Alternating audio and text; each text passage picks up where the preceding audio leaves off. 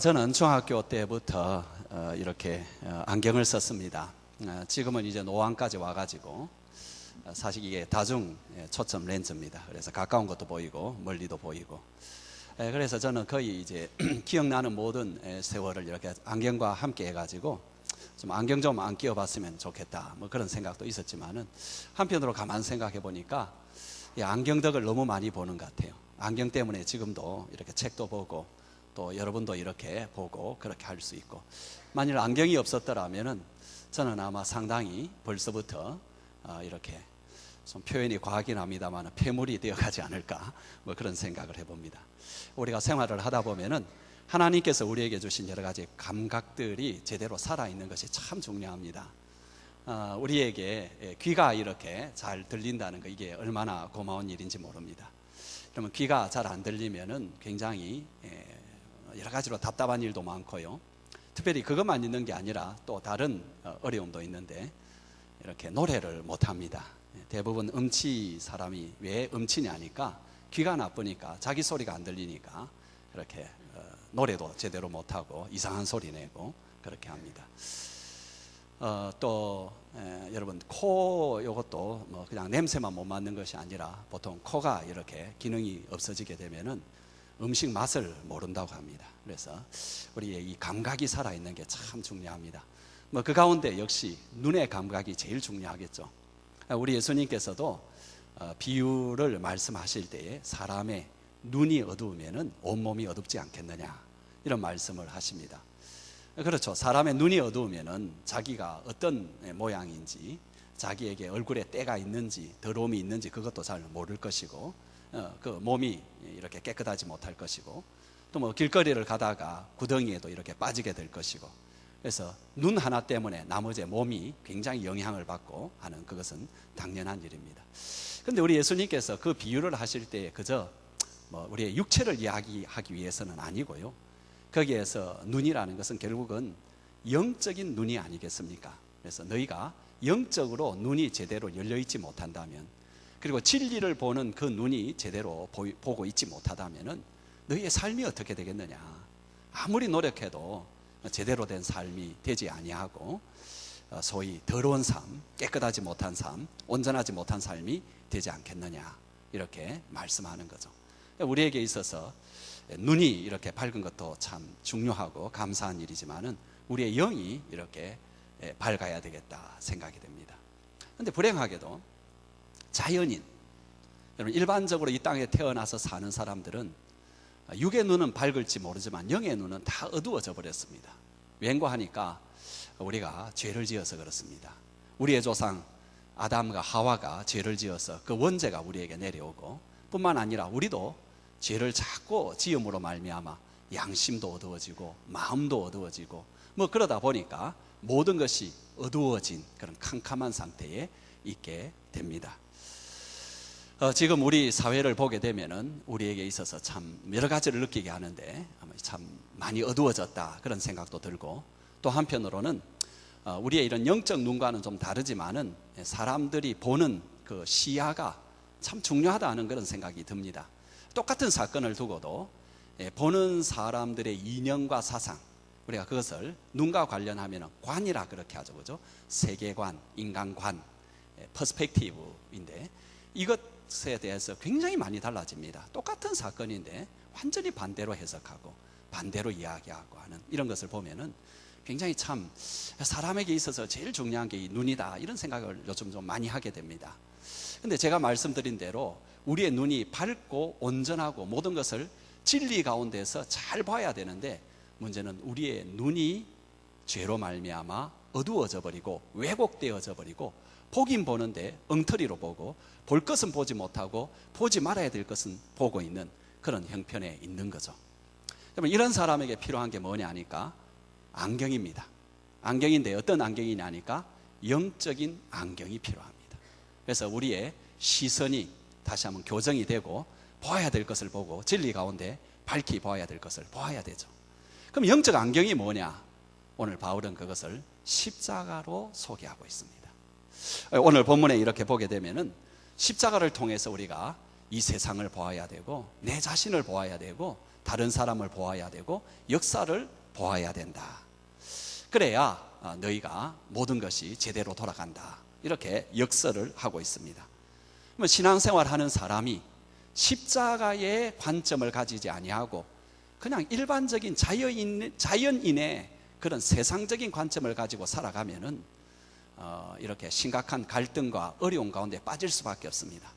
본인도 굉장히 괴롭고요. 신앙생활 하는데 이게 참 괴로워지고 또 어떤 공동체 속에서는 분쟁이 생기고 어려움이 생깁니다. 왜냐하니까 우리 존재 자체가 십자가로 새로워진 존재인데 옛날 방식으로 살려고 하고, 우리 교회라는 공동체는 십자가가 있는 공동체인데 십자가가 없는 눈으로 서로 바라보니까 문제가 일어나는 것이죠. 지금 바로 고린도 교회가 그런 상황입니다. 고린도 교회는 계속 말씀드린 대로 굉장히 풍성한 교회였고 대단한 사람들이 좀 많이 있었던 교회였습니다. 1장 5절에 보면은 참 너희로 인해서 내가 하나님께 감사할 수밖에 없다. 왜냐하니까 하나님께서 너희에게 은사를 참 많이 줬기 때문이다. 6절에 가서는 그 은사가 뭐냐 할 때 그것은 언변과 지식이다. 그리고 7절입니까? 제가 정확하게 구절을 지금 짚어가는지는 모르겠지만 하여튼 거기에 보게 되면은 하나님께서 너희에게 모든 은사를 주셨다. 그러니까 이 교회는 참 은사가 많았습니다. 지식이 많았고 지혜가 많았고 전도하는 그런 어떤 말의 능력이 있었고 또 그러면서도 여러 가지 은사들이 굉장히 많은 그런 교회였는데 그 가운데 불행한 것 한 가지가 있는데 그게 교회가 서로 다투고 분당을 지어서 서로 싸우고 있는 그런 어떤 문제였습니다. 사도 바울은 왜 너희에게 이런 일이 일어나는가 하는 그 근본적인 영적 의사로서 진단을 내리는데 그 진단이 너희가 십자가를 모른다. 너희가 복음을 제대로 모른다. 바로 그것이 진단입니다.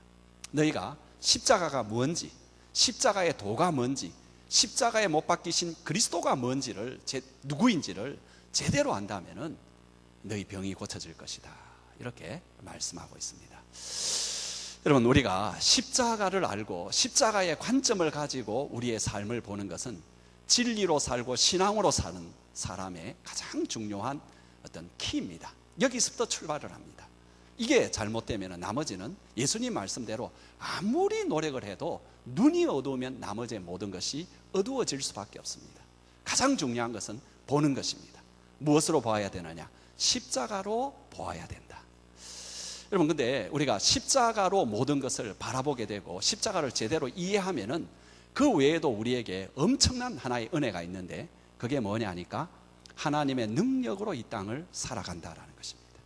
하나님의 능력, 내 능력으로 살아가는 것이 아니라 하나님의 능력으로 살아가는 놀라운 축복이 이렇게 오는데 그 놀라운 축복은 바로 십자가를 알고 십자가를 통해서 모든 것을 볼 때라는 것입니다. 여러분, 우리 그리스도인의 삶이 뭐라고 여러분 생각합니까? 여러 가지 정의를 내릴 수가 있습니다. 하나님 말씀대로 사는 것, 또 신앙으로 사는 것, 여러 가지가 있을 수 있겠습니다만 저는 이렇게 한번 정의를 내리면 좋지 않겠는가, 신나지 않겠는가 그런 생각을 하는데 그것은 하나님의 능력을 날마다 맛보는 삶, 하나님의 능력을 날마다 체험하고 그 능력이 나에게 함께 있는 삶, 그게 그리스도인이 아닌가. 근데 이제 그 능력을 성경은 이제 뭐라고 표현하느냐니까 구원의 능력이라고 표현을 하고 있습니다. 그래서 하나님의 구원의 능력을 날마다 체험하는 삶. 여러분, 그것을 가장 잘 보여주는 구절이 고린도후서 1장 10절인데 앞에 한번 같이 읽어보겠습니다. 그가 이같이 큰 사망에서 우리를 건지셨고 또 건지실 것이며 이후에도 건지시기를 그에게 바라노라. 그러니까 사도 바울은 자기의 삶을 뭐라고 표현하느냐 하니까 이런 하나님의 구원하시는 큰 하나님의 능력을 날마다 체험했기 때문에 자기에게 맡겨진 그 사명을 감당할 수 있었고 참 사람들에게 부러운, 오늘 우리가 그를 부러워하고 참 그를 닮고 싶은 그런 삶을 살 수 있었다라는 것입니다. 여기 건지셨다라는 그런 뜻은 그냥 어려움과 힘든 것 가운데서 그것을 면하게 했다라는 그런 뜻도 있습니다. 우리가 그런 은혜도 받아야 되죠. 굉장히 힘들고 어려울 때에 주님으로 말미암아 거기에서 구원함을 받는, 그러나 이것은 그것보다 더 확장된 의미로서 어떤 때로는 어렵고 힘든 그런 걸음을 우리가 견뎌내야 될 때가 있습니다.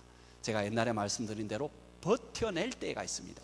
버텨내야 할 때가 있습니다. 그때에 버티게 하는 것도 주님의 은혜로 되고 주님의 구원의 능력으로 된다라는 거죠. 이것을 주님께서 주시는데, 그 주시는 것을 확증하기 위해서 세 가지 시제로 말합니다.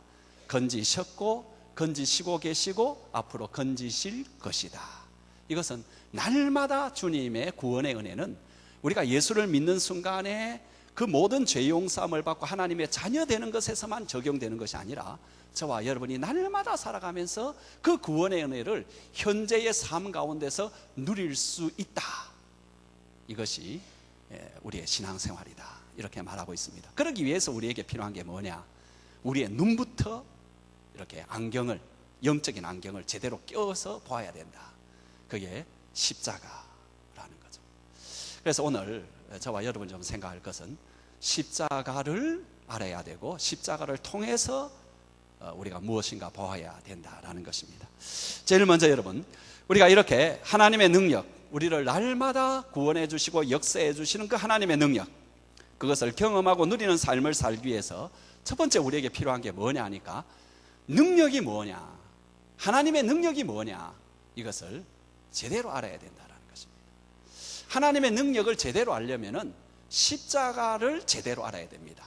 그래서 좀 연결시켜 말하면은 십자가를 통해서 하나님의 능력이 무엇인지를 알아야 됩니다. 한번 따라해 보시기 바랍니다. 십자가를 통하여 하나님의 능력을 봅시다. 다시 한번 하겠습니다. 십자가를 통해서 하나님의 능력을 봅시다. 우선 18절 말씀을 보면은 같이 한번 읽겠습니다. 십자가의 도가 멸망하는 자들에게는 미련한 것이고 구원을 받는 우리에게는 하나님의 능력이다. 이 말씀을 자세히 보면은 미련한 것과 지혜로운 것, 혹은 능력 있는 것과 무능력한 것을 대조해서 말하지 않고요, 미련한 것과 하나님의 능력을 대조해서 말하고 있습니다. 그러니까 십자가의 도는 한쪽에서는 미련한 것으로, 다른 한쪽에서는 하나님의 능력으로 본다라는 그 대조를 하고 있습니다. 이 십자가의 도를 미련한 것으로 한쪽에서는 이해하고 한쪽에서는 하나님의 능력으로 이해하는데, 그 이해에 따라서 어떻게 받아들이고 어떻게 이해하는가에 따라서 한쪽은 멸망길로 가고 한쪽은 구원의 길로 걸어가게 된다, 이렇게 말하고 있습니다. 다시 말하면 십자가의 도를 어떻게 이해하는가에 구원이 달려있다, 이렇게 말하고 있습니다. 우리는 우선 능력이라는 단어부터 좀 제대로 알아야 되겠습니다. 여러분, 능력, 힘, 혹은 영어로 파워라는 것인데, 이걸 이제 보통 생각할 때는 어떤 것을 내가 원하는 대로 강제할 수 있는 힘, 혹은 지대한 영향을 끼칠 수 있는 힘을 가리켜서 능력이라 합니다. 그러니까 한 사람이 다른 사람을 강제를 할 수 있는 것을 보고, 아, 저 사람 굉장히 힘 있는 사람이다, 이렇게 말을 하고요, 어떤 집단이 다른 집단에 대해서 굉장히 영향을 많이 미치고 그 다른 집단이 어떤 결정을 하는데 그 다른 어떤 집단을 눈치를 본다면 우리는 그 집단을 향해서 굉장히 힘 있는 집단이다, 이렇게 우리가 말을 하게 됩니다. 그리고 이제 그 힘 있는, 또 능력이 있는, 소위 강제력이 있고 하는 그 어떤 개인이 되기 위해서 혹은 집단이 되기 위해서 막 경쟁적으로 애를 쓰면서 살아갑니다. 내가 남의 지배를 받지 아니하고 내가 지배를 하고 내가 원하는 것을 다른 사람한테 강요할 수 있는 그런 힘을 이제 사람들이 가지려고 하는 거죠. 여러분, 그렇게 생각을 해버리면은 하나님의 능력이라는 건 어떻게 되느냐 하니까, 하나님께서 어떤 절대적이고 기적적인 어떤 그런 힘, 놀라운 힘, 이것이 하나님의 능력이다, 이렇게 이해가 됩니다. 그러니까는 그 앞에 순종을 하지 않으면 당장 징벌을 받고 저주를 받아가지고 완전히 죽을 것 같아가지고 굴복할 수밖에 없는 그 하나님의 힘, 여러분, 그것이 하나님의 능력이다, 이렇게 말할 수 있습니다. 물론 우리 하나님은 그 능력이 있습니다. 하지만 오늘 본문을 다시 보면은 십자가의 도가 하나님의 능력이다, 이렇게 말합니다. 그럼 그게 어떻게 능력이 될 수 있습니까? 십자가라는 것은 결국은 사람이 처형당하여 죽는 그런 자리인데 그게 무슨 능력을 드러냅니까? 오히려 꼭 이야기하자면 반대로 이야기해야 되죠. 십자가는 뭐냐? 하나님의 능력의 표지가 아니고 뭐 하나님까지는 안 가더라도 뭐 그리스도의 무능력의 표지. 왜? 죽었으니까. 뭐 십자가에 처형당해 죽었으니까. 그런 표지가 아니겠습니까? 여러분, 그러면 여기에서 말하는 십자가의 도가 하나님의 능력이다 할 때 그 능력은 뭡니까? 이건 여러분, 남을 강제하고 남에게 영향력을 지대하게 끼치는 그 힘을 말하는 게 아니라 무언가 산출해내는 힘입니다. 이해가 되세요? 뭔가 만들어내는 것입니다. 어떤 사람은 굉장히 다른 사람한테 영향을 미치고 다른 사람에게 강제를 행합니다만 결과는 없는 사람이 있습니다. 이 사람은 다른 편으로 생각하면 능력이 있는 사람이지만 한편으로 능력이 없는 사람입니다. 어떤 사람은 굉장히 부드럽고 별거 아닌 것 같은데 꼭 만들어내는 일이 있습니다. 이 사람이 능력이 있다 말합니다. 여러분, 그러면 십자가는 뭡니까? 하나님의 능력이죠. 왜? 저와 여러분이 여기 앉아있는 유일한 이유가 뭡니까? 예수님의 십자가의 도 때문에. 그래서 여기 와서 주님을 바라보고, 이 교회뿐만 아니라 이 근처에도 수많은 교회에서 사람들이 예수를 바라보고, 어떤 사람은 그 예수를 전하다가 죽기도 하고 하는 이런 놀라운 일을 일어날 수 있는 힘이 예수님의 십자가의 도다. 저와 여러분이 우리의 가는 길을 이렇게 멈추고 참 생명의 길로 가야 되겠다, 이 세상 길 반대의 길인 십자가의 길로 걸어가야 되겠다 해서 새로운 어떤 피조물로 거듭나게 됐습니다. 무엇이 이렇게 만들었습니까? 십자가의 길입니다. 십자가에 못 박히신 그리스도께서 이 길을 우리에게 허락하셨다. 그래서 여러분, 십자가는 하나님의 능력입니다. 그런데 이 십자가의 도는 구원받은 우리에게는 하나님의 능력으로 이해가 되지만은 구원을 받지 못하는 사람들에게는 그저 어리석은 소리에 지나지가 않습니다. 여러분, 이 십자가의 도를 하나님의 능력으로 경험하지 못한 사람은 아무리 똑똑한 사람이라 할지라도 십자가를 통해서 하나님의 지혜를 접근조차 하지 못합니다. 여러분, 19절 한번 보실래요? 여기 보면 이사야 29장 41절을 인용한 구절인데, 세상 지혜와 총명을 폐하리라 하셨는데, 이 폐하리라는 말은 제거하리라는 뜻입니다. 그래서 사실상 여기서는 하나님의 심판을 포함합니다. 그러니까 세상 지혜, 세상 총명으로는 십자가를 이해하지 못하고 결국은 그들은 그렇게 살아서 심판을 받게 되고 제거된다, 이런 말씀이죠. 20절에는 보세요, 당대의 세 종류의 최고로 똑똑한 엘리트들을 등장시키는데, 지혜 있는 자, 유대의 혹은 헬라의 철학자 내지 현자들이고요, 선비라는 것은 법의 전문가로서 유대의 서기관 내지 율법사를 가리키는 것이고, 그다음 변론가는 헬라의 수사가들을 가리킵니다. 이들은 그 당시에 가장 똑똑한 사람들이었지만은 결국 그들도 십자가는 이해하지 못했습니다. 그래서 21절에 보면 다시 한번 세상의 지혜로는 하나님을 알지 못하고 하나님의 지혜에 이르지 못한다, 그렇게 단정을 하고요. 22절 23절에서는 여러분, 십자가가 어리석다고 하는 당대의 대표적 두 인종을 이렇게 나오게 하는데, 유대인과 헬라인이죠. 여기 보면은 유대인이 구하는 것은 표적이었다, 초자연적인 어떤 이적이었다. 여러분, 그들은 계속 그걸 구했습니다. 사실 예수님이 몇 번 보여줬는데도 뭐 보지도 못하고요. 마지막까지 그는 다시 한번 또 예수님의 표적을 요구를 하는데, 어떤 표적이냐 하니까, 당신이 십자가에 달려있으면, 그렇게 하나님의 아들이라면은 능력을 행해서 십자가에서 한번 내려와 봐라, 그럼 우리가 믿겠다. 근데 예수님은 거기에서 능력을 행하지 아니하고 그냥 죽었습니다. 그런데 그런 죽음의 십자가를 전하는 것은 그들에게 있어서는 구하는 것과 맞지 않으니까 거리끼는 것이 되어버렸죠. 헬라인이 구하는 것은 지혜인데, 지혜라는 것은 세상의 근원을 밝히는 이치와 그것을 잘 설명하는 수사학적 설득을 말합니다. 그런데 하나님께서 예수님을 보내 우리 죄를 죽게 하셨다, 이것은 그들에게 있어서는 별로 의미가 없는 난센스와 같은 그런 말입니다.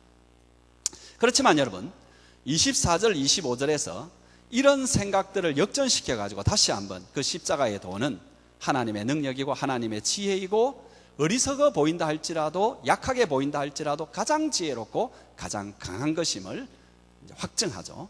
그럼 24절 25절 우리 한번 같이 읽겠습니다. 시작.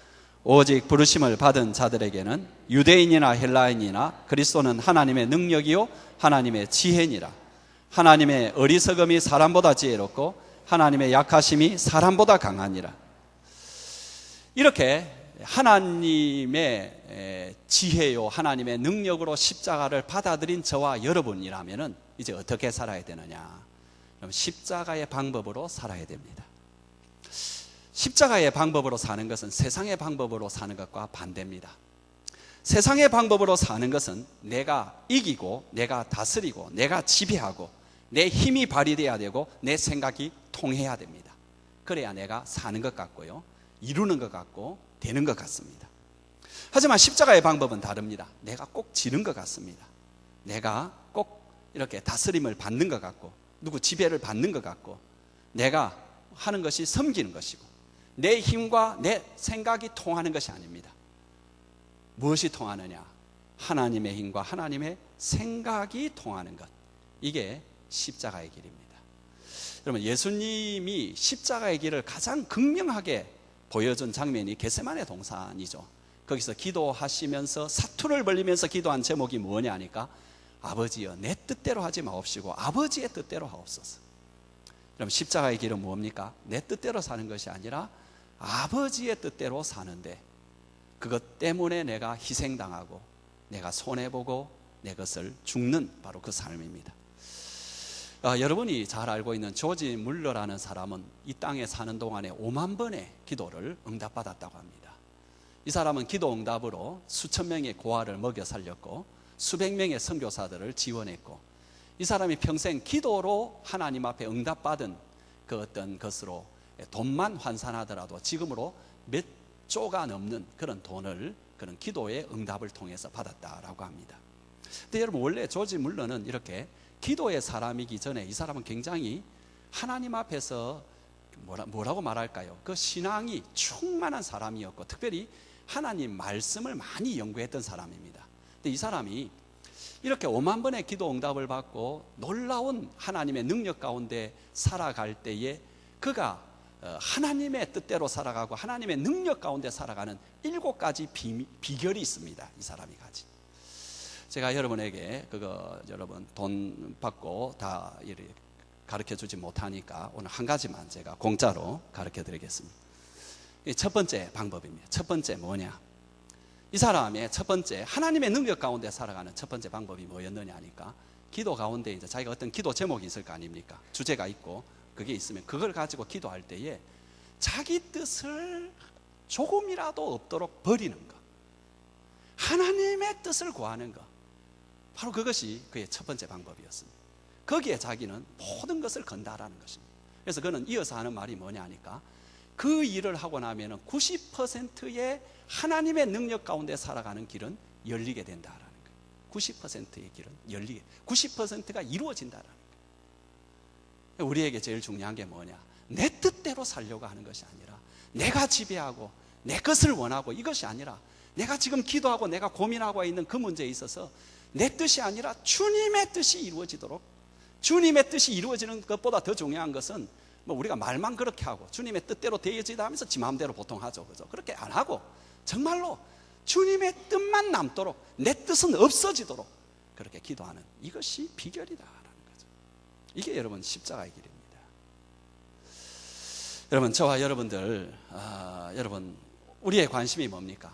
내가 얼마나 힘이 있냐, 내 말에 얼마나 영향력이 있냐, 내 말이 먹혀 들어가느냐, 여기에 우리의 관심이 있습니다. 그럼 우리가 실망합니다. 굉장히 실망하고 시험에 듭니다. 여러분, 거기에 관심을 두지 마시고 이제는 우리가 십자가의 방법으로 살 때에 내 뜻을 버리는데, 내가 내 뜻이 있고 내 욕심이 있는데 그것을 버리고 주님의 뜻이 여기에 뭐냐, 이걸 구하고 이것을 실천하려고 여기에 우리의 관심을 두고 여기에 애써 정진할 때 하나님의 능력이 나타난다라는 것입니다. 내 뜻대로 살아봤자 내 힘으로 삽니다. 그것은. 그럼 그게 그겁니다. 기독교인인지 모르지만 하나님의 능력과는 상관없는 삶을 삽니다. 그렇게 살아도 돼요. 그러나 우리가 하나님의 능력으로 살고 싶다면, 하나님의 일을 하고 싶다면 하나님의 능력으로 살아야 되고, 하나님의 능력으로 살려면 내 뜻을 버려야 된다는 거죠. 내 뜻. 내 뜻이 아니라 이 사건 가운데 하나님의 뜻이 뭔가, 당신의 뜻이 이루어지다. 이렇게 되면 90%가 이미 하나님의 능력 가운데로 들어오게 된다. 여러분, 우리가 그 길을 걸어가게 되면 뭐가 일이 안 되는 것 같고 뭐가 잘 안 되는 것 같은데 어느새 일이 되어 있습니다. 이거 이래가지고 뭐 되겠나 싶은데 나중에 보면 어느새 열매가 있고요, 삶의 결과가 있습니다. 이게 신비한 것입니다. 나는 죽는 것 같고 내 뜻은 절단당하는 것 같은데 내가 하나님 앞에 그렇게 소원하던 열매는 맺히는, 이게 여러분 십자가의 방법입니다. 두 번째 한번 따라해 보시겠습니다. 십자가를 통해서 내가 누구인지를 생각한다.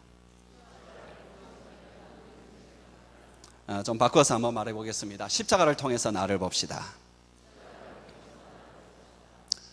여러분, 우리가 십자가의 은혜 속에 들어가게 된 것은 전적으로 하나님의 부르심의 은혜 때문입니다. 그래서 여러분 24절을 보게 되면은 부르심을 받아서 우리가 예수님이 하나님의 능력이고 하나님의 지혜로 이해하게 되었다. 그래서 구원의 반열에 들어가게 되었다. 이 말을 하고요. 근데 26절에서는 우리가 그렇게 부르심을 받을 때에 그 부르심을 한번 보라 이렇게 말하는데, 보라는 것은 살펴보고 생각을 해보라는 말이죠.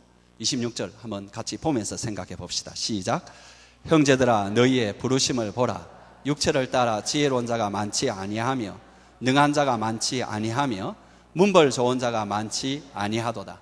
그러니까 전혀 없는 것은 아니지만 대부분이 소위 말하는 없는 자들이라는 거죠. 그럼 우리 자신에 대해서 한번 생각해 봅시다. 우리가 부르심을 받았을 때에 언제 부르심을 받았습니까?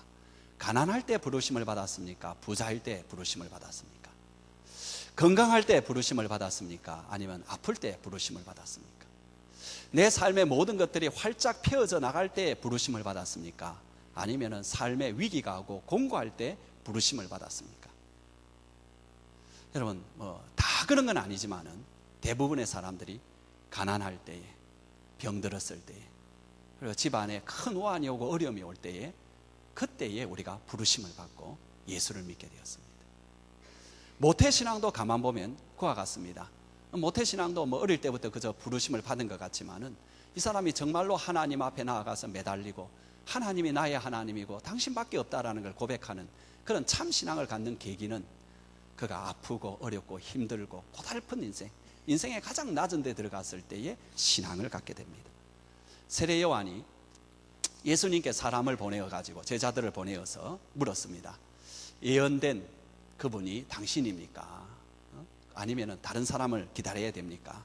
그때 예수님께서 이렇게 대답을 합니다. 너희가 보고 들은 것을 요한에게 가서 전해라. 맹인이 보고 안진뱅이가 걷고 나한 자가 깨끗해지고 기머거리가 듣고 죽은 자가 살아나고 가난한 자에게 복음이 전파되고 있는 것을 말해주어라. 복음이 누구에게 전파됩니까? 가난한 자, 병든 자, 연약한 자. 예수님은 이걸 아셨습니다. 그래서 오늘 여러분 사도 바울도 27절 28절에서 그들을 가리켜서 세상에 미련한 것, 세상에 약한 것, 세상에 천한 것들, 멸시받는 것들, 없는 것들, 그 사람들이 부르심을 받았다. 무슨 말이죠? 바울과 고린도인들 그리고 저와 여러분들이 다 바로 그런 없는 것들 가운데서 부르심을 받았다. 여러분 여기 표현이 없는 사람이라고 말하지 않습니다. 우리도 여러분 사람을 낮출 때 그죠? 없는 것들이 뭐 저래 뭐 저것들이 왜 이러잖아요. 그죠? 그 표현이 이게 지금. 그러니까 그런 상황 가운데서 우리가 구원을 다 받았다는. 근데 여러분 우리에게 문제가 뭐냐 하니까 오늘 우리를 자꾸 어디서 찾느냐? 지혜로운 자 가운데 자기를 자꾸 찾으려고 하고 있어요. 강한 자 가운데 자꾸 찾으려고 하고 있고 있는 자 가운데 자꾸 찾으려고 하고 있고. 그러니까 이게 갈등도 갈등이지만은 하나님의 능력을 체험을 못하는 거예요. 왜? 자기 가지고 있는 지혜, 자기가 가지고 있는 힘, 자기가 가지고 있는 것 가지고 살지. 그거 왜 찾습니까? 그거 가지고 살려고 하는 거지. 여러분 사실 여러분과 저는 다 없는 것들 가운데서 나온 사람들입니다.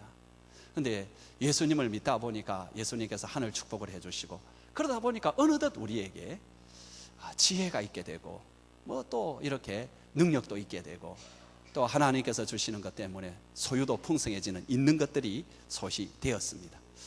그리고는 우리는 이제 시험에 듭니다. 왜냐하니까 이제 그걸로 살려고 하거든요. 이전에 없는 것 가운데에서는 주님밖에 없습니다. 엎드릴 것밖에 없습니다. 근데 일이 되고 어느 정도 되니까는 그때부터는 또 세상적으로 사는 거예요. 그럼 망합니다. 여러분 요즘 우리나라에서 가장 왕성한 어떤 그런 종교가 어느 종교라고 생각합니까? 제 생각에는 불교라고 생각합니다. 불교가 실제로 다른 종교들을, 우리 특별히 기독교는 인구가 계속해서 줄어들고 있습니다. 그래서 어떤 아주 좀 급진적인 학자에 따르면은 앞으로 10년이 지나면은 기독교 인구가 절반으로 줄어들지 모른다, 뭐 이런 말까지 하는 그런 형편에 있습니다. 반면에 불교는 굉장히 사람들이 늘어가고요. 최근에 거기에 따라서 아주 대대적인 행사를 하고 있습니다. 여러분, 지금 하고 있는 대장경 세계 문화축전이라든지, 며칠 전에 큰 운동장과 또 유연 묘지까지 이렇게 찾아가서 정전 60주년 한반도 평화대회, 뭐 이런 거 기독교에 안 했습니다. 그런데 이런 것들을 막 하면서 연일 대규모 행사를 통해 가지고 지금은 불교의 세를 과시하고 있어요. 이 모습이 꼭 20년 전에 기독교하고 똑같습니다.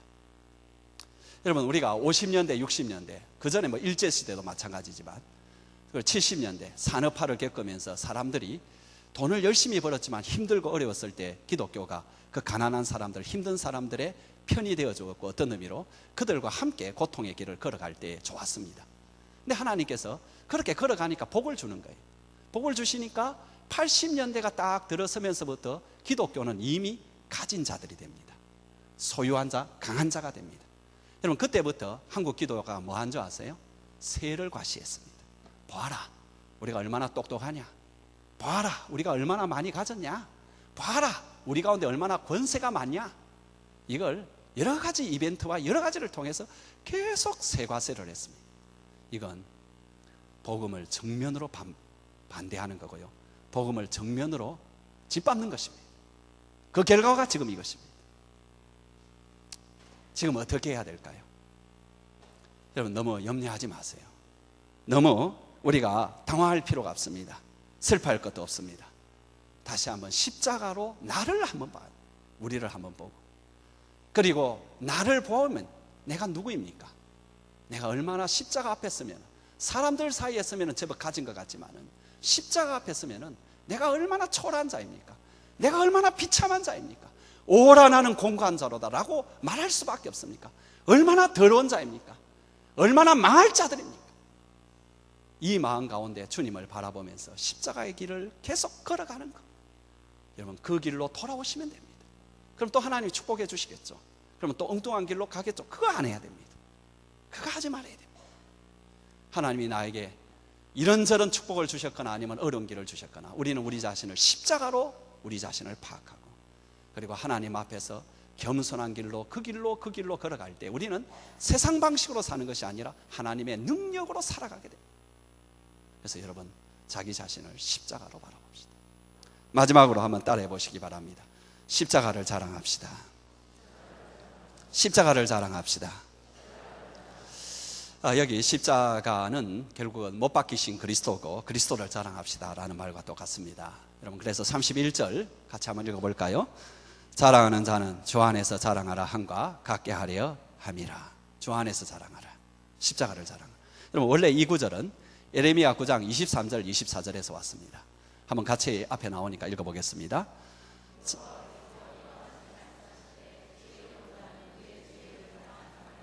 용사는 그의 용맹을 자랑하지 말라. 부자는 그의 보함을 자랑하지 말라. 자랑하는 자는 이것으로 자랑할지니 곧 명철하여 나를 아는 것과 나 여호와는 사랑과 정의와 공의를 땅에 행하는 자인 줄 깨달는 것이라. 나는 이 일을 기뻐하노라. 여호와의 말씀이니라. 여러분, 사람들이 자랑하는 게 세 가지죠. 뭐냐니까, 하나는 똑똑하다, 또 하나는 여기 용맹이라 나왔는데 이것은 용감한 것도 있습니다만 권력이 있잖아요. 권력, 내 힘이 있다, 권력이 있다. 그 다음에 또 하나는 뭡니까? 돈, 그죠? 내 소유가 이렇게 크다. 왜 이걸 자랑하는가 하니까, 이것만 가지면은 모든 슬픔과 어려움에서 구원받을 것 같거든요. 실제로 구원해 줄 때도 있습니다. 내가 어려운 문제에 걸렸는데 아는 검사의 그 끈을 통해 가지고 그 문제가 해결됐다, 뭐 그럴 수 있습니다. 그렇지만 이것이 우리 인생의 근본적인 해결을 가져오진 않습니다. 모든 문제를 해결해 주진 않습니다. 더군다나 살아서 죽어서 영원한 유일한 위로가 될 수가 없습니다. 그 모든 것에 지금도 역사하고 지금도 가장 좋은 길로, 그 부정한 방법이 아니라, 돈이라는 부정한 방법, 권력이라는 뭐 합법적인 방법도 있겠지만 많은 경우에 부정과 관련이 되는데, 그런 방법이 아니고 하나님의 은혜와 자비 가운데에 나도 아름답고 주위에 있는 사람들에게도 아름다움이 가는 그 구원은 누구에게 이루어지느냐? 예수님입니다. 하나님입니다. 예수 그리스도이십니다. 여러분, 하나님께서는 예수 그리스도를 통하여 지금도 우리에게 사랑과 정의와 공의를 완성하십니다. 그래서 예수님은 우리에게 지혜와 의로움과 거룩함과 구원함이 되셨다. 30절에 그렇게 말합니다. 예수님이 우리에게 지혜를 주신 것이 아니라 예수님 당신이 우리에게 지혜가 되셨고, 의로움을 주신 것이 아니라 의로움이 되셨고, 거룩함을 주신 것이 아니라 거룩함이 되셨고, 구원함이 되셨습니다. 우리에게 그분은 모든 것이 됩니다. 지혜가 되고, 능력이 되고, 은혜가 되고, 여러분, 거룩이 되고, 구원이 되고, 그러므로 우리가 십자가에 달리신 그리스도만 자랑합니다. 십자가에 달리신 그리스도만 자랑할 때에 주님께서 우리가 이 땅에서 당신의 능력으로 살아갈 수 있는 그런 축복을 주시고 그런 경험들을 날마다 하게 하십니다. 주님만 자랑하시는 여러분 되시길 주의 이름으로 축원합니다.